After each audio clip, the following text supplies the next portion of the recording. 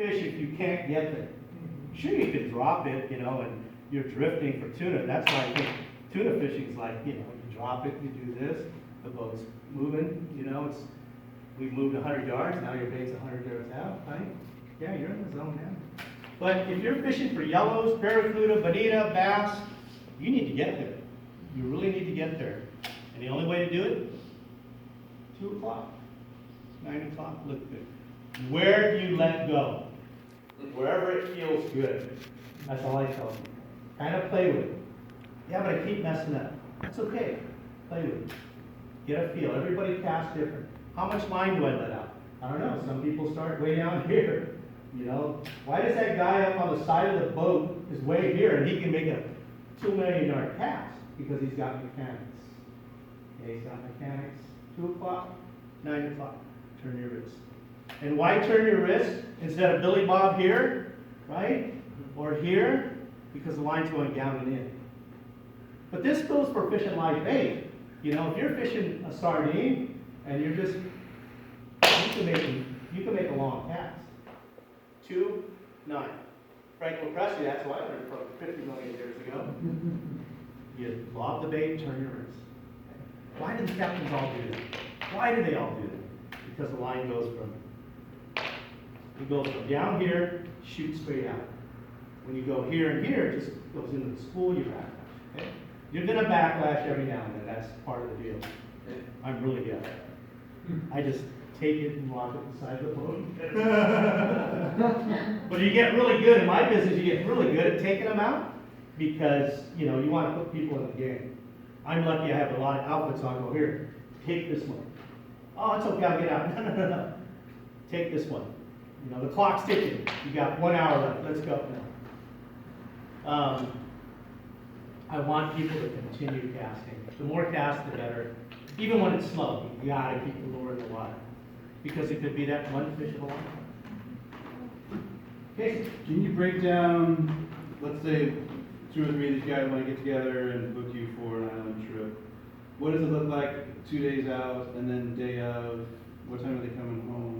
Yeah, so that's a great question about how my trips work. If I'm doing San Clemente or Catalina, usually, like right now, I'm booked all the way until the middle of August. Because everybody asks me, when's the best time of the year? July is the best month. A lot of catching, chance of a big one, chance of some yellows. Well, we want to just go yellow fishing. Well, we got to do both because the worst thing I can do if we go yellow fishing is catch 100 bass. July is a really good month for catching. Anyway, jerk baits, swim baits. Catalina can be phenomenal. San Clemente is a different animal. I'll paint the worst scenario. It's nice going out. You're going to get drenched, beat up, and tired at the end of the day. You want that? Well, I'm going to Cedros, I want to practice. No. Cedros, you go left or you go right, and you're already fishing, right? And it's not a long ride. This could be a 2.5 hour, 3 hour ordeal. Beat up, salted, cold food, wet. I just tell them how terrible it can be. Now, little do they know, all that means good things, because when you get there, it can be good. But it can be tough. It's fishing. But anyway, so the day can be anywhere from, it can be a 12-hour day. It can be a 5 to 5 deal. So you really have to pace yourself. You really got to have a lot of fluids. I supply water, Coke, Diet Coke, Gatorade. Okay? If you don't like those, then bring your own. So you can drink as much as you want of the water, Coke, Diet Coke, Gatorade. You want Buble or anything else? You have to bring it. You have to bring it. I supply all the Shimano rods, reels, fluorocarbon, baits, whatever you need. Now, if you have your own gear that you haven't used in a year or so, and you want to bring it, by all means, bring it. We'll destroy your stuff instead of mine.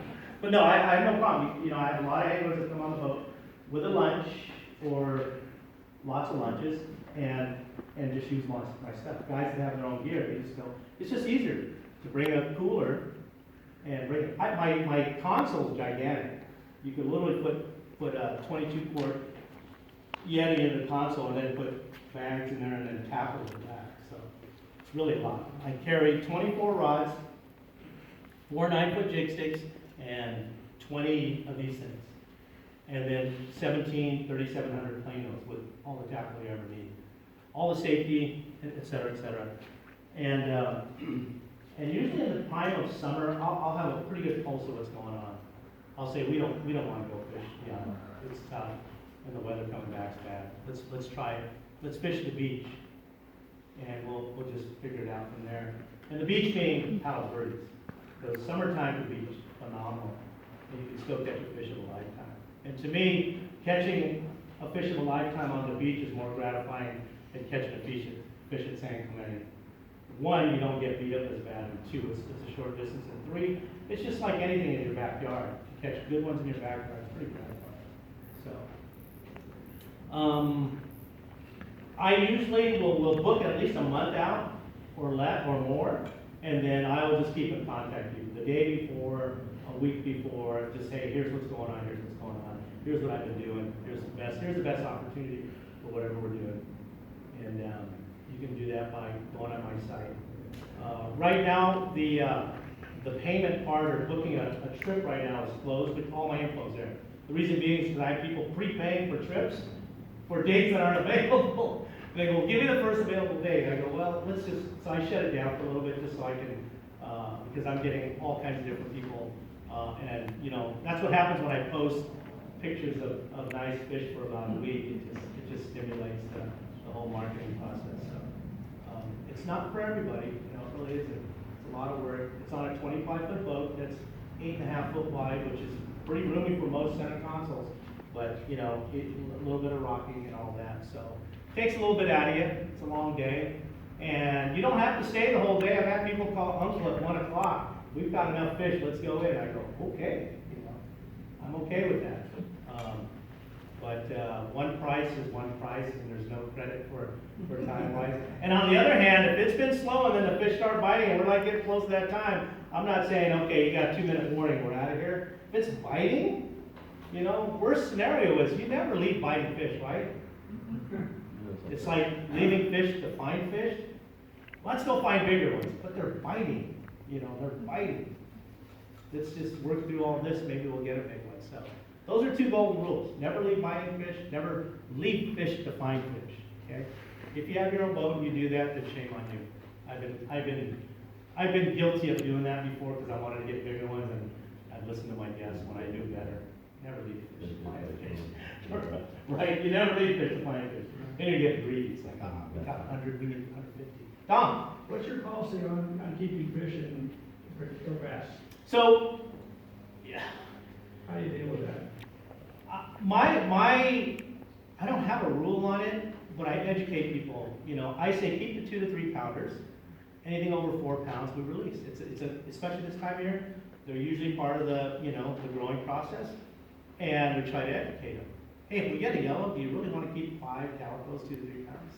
We get 2 yellows. That's why I try really hard. If there's yellows around, I'll try to catch as many as I can so we can eliminate that. That's just what I do underneath, because let's face it, more people like eating yellows than calicos, but some people like eating calicos more than yellows. But they have every right to keep fish. I never scrutinize or say anything negative about people that want to keep fish. They have every right to. You know what I mean? But I just as a boat rule, we don't keep them over 4 pounds. 2 to 3, perfect eating size. You're not harming it. Even though it's still a slow grower, we don't want to hurt the population. So, and most people take 2 to 3 at the most. They're not like 3 guys and they're keeping 15. I've never seen that. Never seen that. Like 2 to 3, that's it. Just enough to eat tacos at night or something. So they're very aware of that. And some anglers just let them know. Catch 100 plus. That's they like to bring the clicker out and click 150. The most on the boat's 189. Wow. Yeah, Academy was a phenomenal week. The day before was 163. The day before that was a really good week. This is all up near Head Rock, Johnson's Rock. I had like 1 week where it was biting with an 8-pounder in there, and yellows on the outside. It was like a smorgasbord. Fish were just flipping for days. It was always in the afternoon about 1, something about current change. It went uphill, and it was like somebody hit the switch, and it was like they were just flopping out of the water. And you throw A-rigs on them, you catch them all day. So that's why we got the number. They wanted the number, they really wanted the So number. you have a clicker? I have like 6 of them, yeah. That's cool. Yeah, I mean, I don't like using them too often, but some people, but you have to click it, yeah, and keep your own score. Click that one, click, I mean, you know, just like, click it, big or small, we click them all, you know. What about the big one, does that go double? No, same click. So, again, it's just fun, you know, the guys bragging rights, like we caught 163, we caught 189, we caught whatever, it's fun. That's what it's about, right, it's fun, it's fishing, we're all older guys that are kids at heart, and that's why we gotta teach that same way to the kids, so. Safety, I mean, I have really nice vests that are comfortable for people to wear, you know, I know that's always a concern, because I have a low gunnel. My gunnel comes up to here to me, but for most of you, it could be down to your chin, so. But the life vests are inflatable, they're really nice and hot vests, so if you like wearing them, I have them, you know, some people don't, some people do. Kids, 16 and younger, it's an automatic, yes. I had one boy refuse to wear it. Well, we can't go anywhere until you put that thing on, and so it took a little while. I went up there, ended up having a great day. It wasn't so bad wearing that thing. No, it wasn't. You look cool in it. It's all about style points, right? When they get 16, 15. Questions? Any more questions, concerns? You know, I'm fortunate enough, one of my sponsors is APCO, and my son happens to be the director of marketing, so it helps.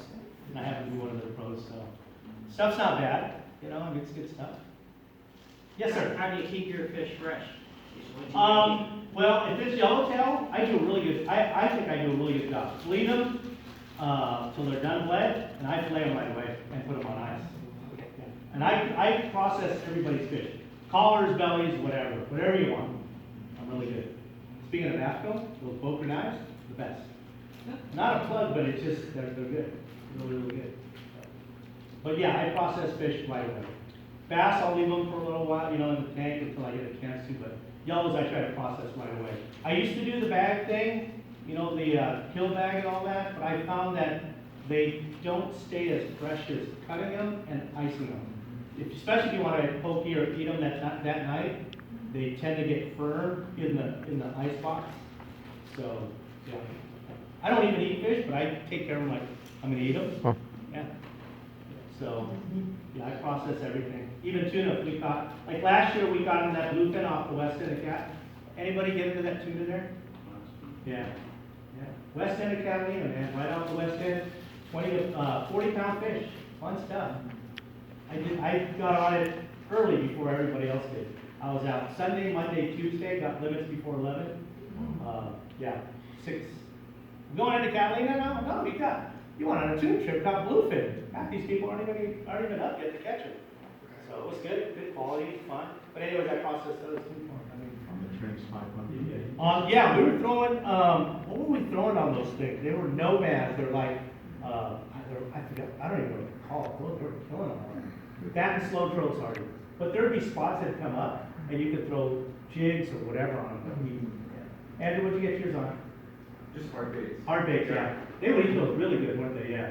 And they didn't have to be big. I mean, as long as you had bigger hooks on them, they were good. And they always had to do is twitch them. Yeah, that's good. Yeah. I fished those too. I fished those around with Paulus.